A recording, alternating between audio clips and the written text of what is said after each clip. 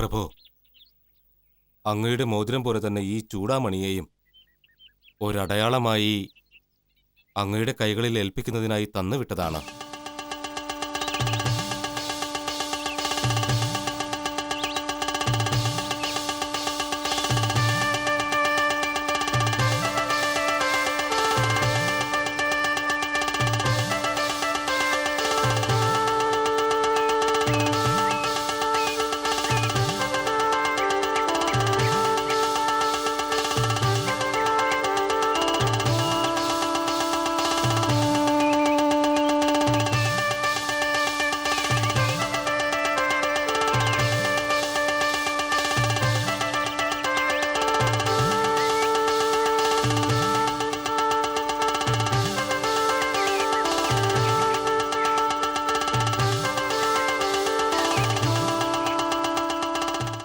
അതെ, ഇത് സീത അണിഞ്ഞിരുന്ന ചൂടാമണി തന്നെയാണ് ലക്ഷ്മണ.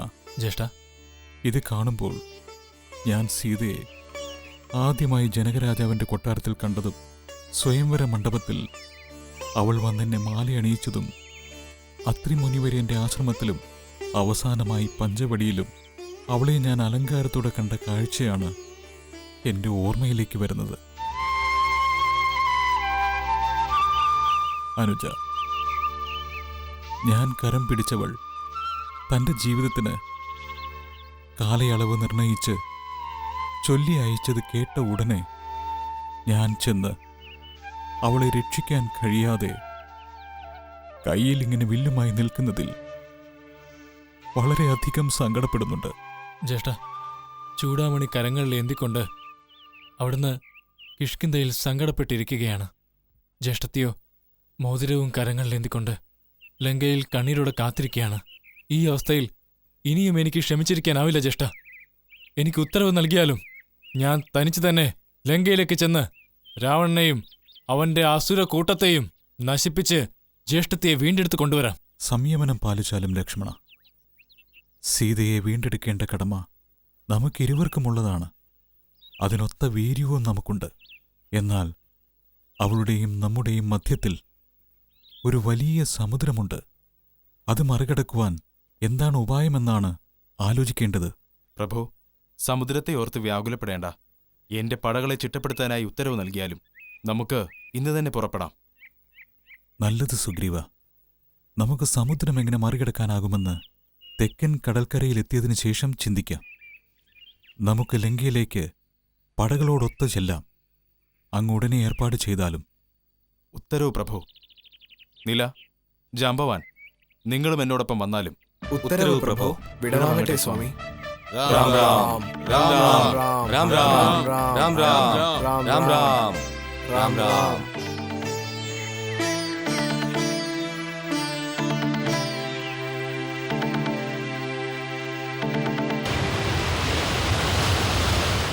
മഹാരാജൻ, മഹാരാജൻ,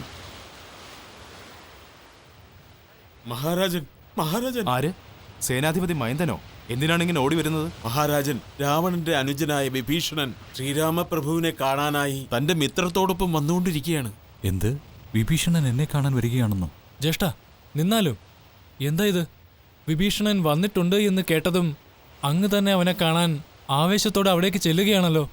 ലക്ഷ്മണ, സമൃദ്ധമായ സ്നേഹത്തോടെ ഒരുവന്റെ പാദങ്ങൾ എന്നെ നോക്കി 4 അടി നടന്നു വന്നാൽ എന്റെ പാദങ്ങൾ അതിവേഗത്തിൽ തന്നെ അവരെ നോക്കി 10 അടി നടന്നു ചെല്ലും. ജ്യേഷ്ഠ, സ്നേഹിതന്മാരോട് അവിടുന്ന് കാണിക്കുന്ന സ്നേഹവും കരുണയും ഞാനും സ്തുതിക്കുകയാണ്. എന്നാൽ വന്നിരിക്കുന്നവനോ നമ്മുടെ ശത്രുവിന്റെ അനുജനാണ്. ആയിക്കോട്ടെ, വലിയ പുലികൾ വിഹരിക്കുന്ന വനത്തിൽ നിന്ന് സാധുവായ ഒരു കുഞ്ഞു മുയലിന് വരുവാൻ സാധിക്കില്ലേ? നിശ്ചയമായും സാധിക്കും. ജ്യേഷ്ഠ, ഇത് യുദ്ധകാലമാണ്. ഇപ്പോഴാണെങ്കിൽ ശത്രുവിന്റെ ബന്ധത്തിലൊരുവൻ നമ്മെ ദർശിക്കാൻ വന്നിരിക്കുകയാണെന്നാൽ അവൻ സൗഹൃദം സ്ഥാപിക്കാൻ വന്നിരിക്കുകയാണോ അല്ലെങ്കിൽ ചാരപ്പണി നടത്തുവാൻ വന്നിരിക്കുകയാണോ എന്ന് നമ്മൾ ഒരു തവണ ചിന്തിക്കേണ്ടതല്ലേ? അനുജ, നീ പറഞ്ഞതുപോലെ അവൻ ചാരപ്പണിക്ക് വന്നതായിരുന്നുവെങ്കിൽ തന്നെ മറ്റൊരു കുലത്തിൽ ഉൾപ്പെടുത്തിയും നമ്മെ സഹായിക്കുവാനായി വന്നിരിക്കുകയാണെന്നും പറഞ്ഞ് നമ്മെ വഞ്ചിച്ച് സുലഭമായി നമ്മുടെ കൂട്ടത്തിൽ കൂടാമല്ലോ. അങ്ങനെ ഒന്നും ചെയ്യാതെ നമ്മൾ അസുരകുലത്തിന്റെ ശത്രുക്കളാണെന്നറിഞ്ഞിട്ടും താൻ രാവണന്റെ അനുജനാണ് എന്ന് വാസ്തവം അറിയിച്ചിട്ട് തന്നെയല്ലേ വന്നിരിക്കുന്നത്? അതിൽ നിന്ന് തന്നെ അവന്റെ നേര് നിനക്ക് മനസ്സിലായില്ലേ?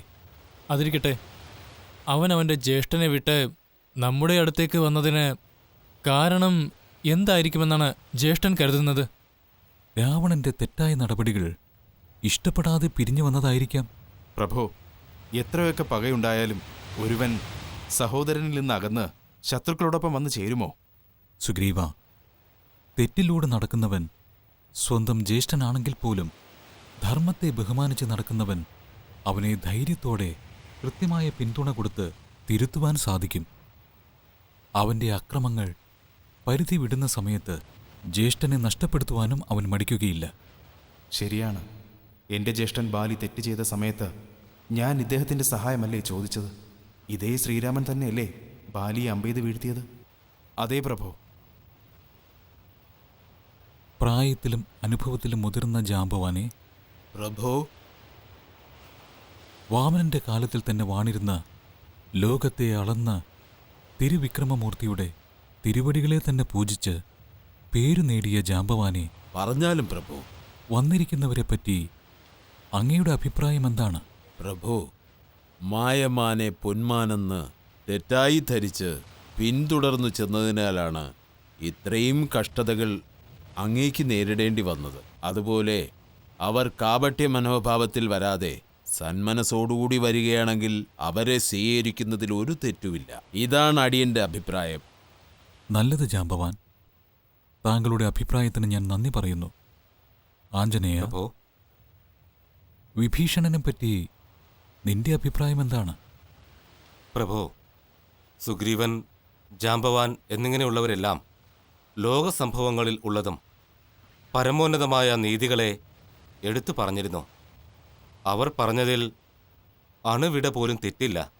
എന്നാൽ അങ്ങയെ ശരണം പ്രാപിച്ചു വന്നിരിക്കുന്ന വിഭീഷണനാണെങ്കിൽ അദ്ദേഹത്തിൻ്റെ അഭിപ്രായത്തിന് മേന്മ നൽകുന്നവനുമാണ്. അതെയോ? അതെ പ്രഭോ. ലങ്കയിൽ ഇന്ദ്രജിത്ത് അയച്ച ബ്രഹ്മാസ്ത്രത്തിൽ ബന്ധനിസ്ഥനായതുപോലെ അഭിനയിച്ച് രാവണന്റെ സഭയിലേക്ക് ചെന്ന ദേവിയെ മോചിപ്പിക്കും വിധം രാവണനോട് പല നീതികളും എടുത്തു പറഞ്ഞു. പക്ഷേ ലങ്കാധിപതിയോ എൻ്റെ ഉപദേശങ്ങൾ കേട്ട് സ്വയം തിരുത്തുന്നതിന് പകരം എന്നോട് കോപാകുലനായി എന്നെ കാലപുരിക്ക് അയക്കും വിധം തൻ്റെ വീരന്മാർക്ക് ഉത്തരവ് കൊടുത്തു.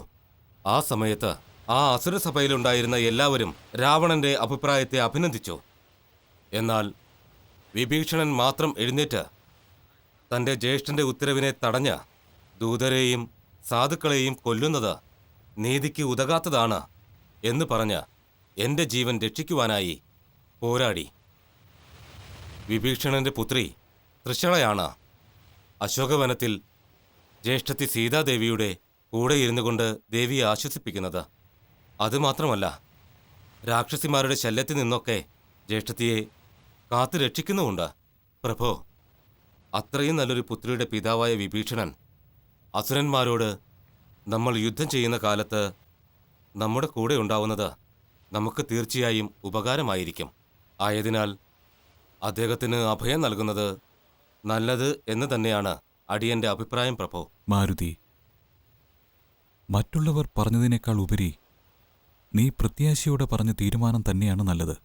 എങ്കിലും തൻ്റെ കുഞ്ഞു ജീവൻ രക്ഷിക്കുവാനായി അഭയം പ്രാപിച്ച പ്രാവിനു വേണ്ടി തൻ്റെ മാംസം തന്നെ അറുത്തുകൊടുത്ത ശിബി ചക്രവർത്തിയുടെ മാർഗത്തിൽ വന്ന ഞാൻ എൻ്റെ പക്കൽ അഭയം ചോദിച്ചു വന്നവരെ ഒരിക്കലും കൈവിടുകയില്ല.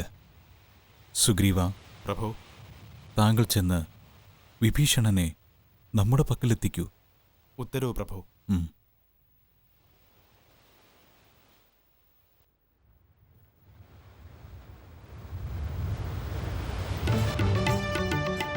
പ്രഭോ, അങ്ങേക്ക് സ്വാഗതം. വന്ദനം.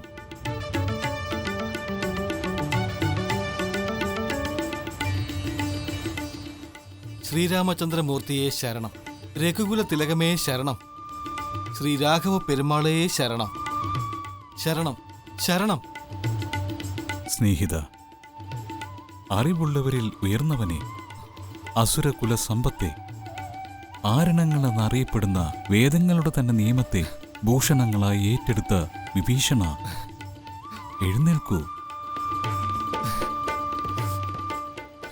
രാമ, രാമ.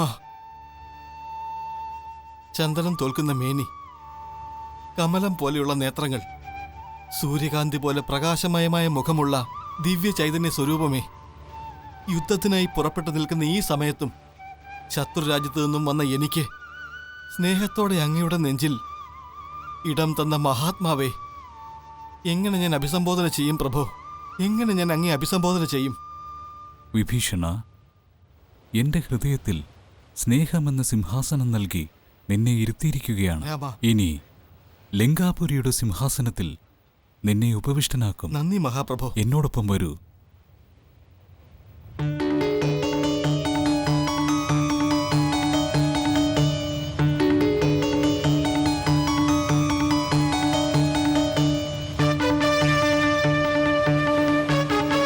വിഭീഷണ, സ്വാമി, എപ്പോഴാണോ ഞാൻ രാവണനോട് യുദ്ധം ചെയ്യുവാനായി വില്ല് കയ്യിലെടുത്ത് ആദ്യത്തെ ചുവട് വെച്ചത്, അപ്പോൾ തന്നെ ലങ്കയെ ഞാൻ തോൽപ്പിച്ചിരിക്കുന്നു എന്നത് നീ മനസ്സിലാക്കുമെന്ന് ഞാൻ വിചാരിക്കുന്നു.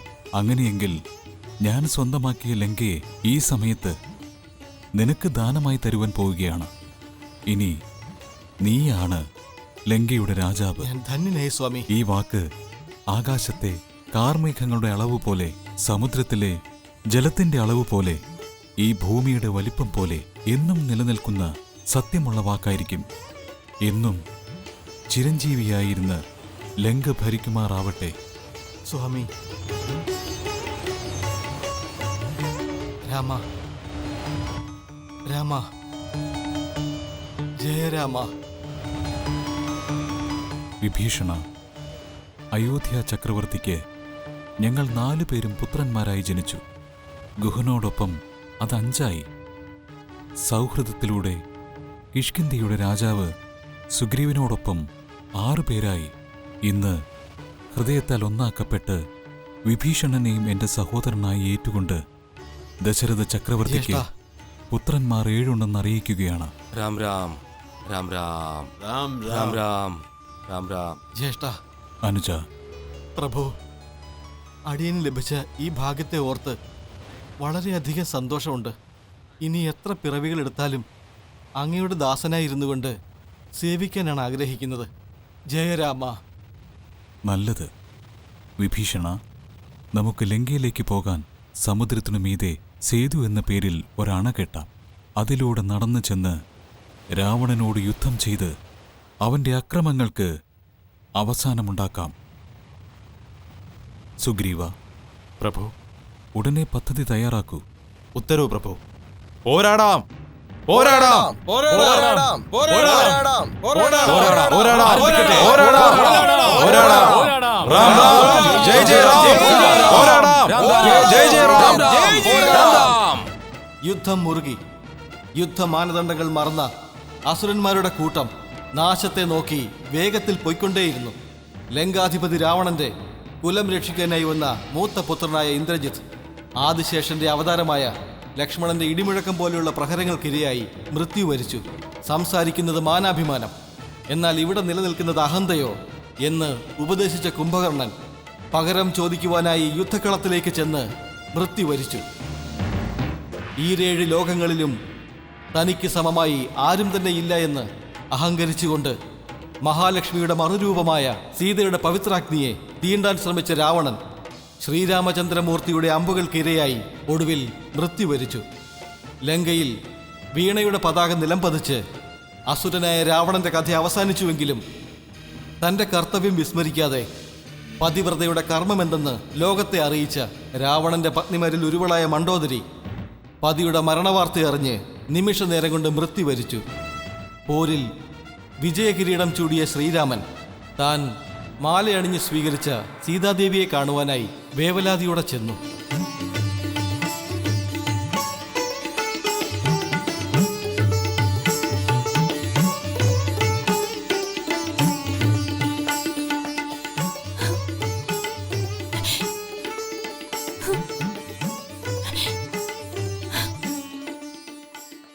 സീതേ, സ്വാമി, ധാർമ്മികത ചൊല്ലുന്ന ആചാരമനുസരിച്ച് ഈ അഗ്നിയിൽ പ്രവേശിച്ച് മനുഷ്യകുലത്തിന്റെ ആശങ്ക ദൂരീകരിച്ചാലും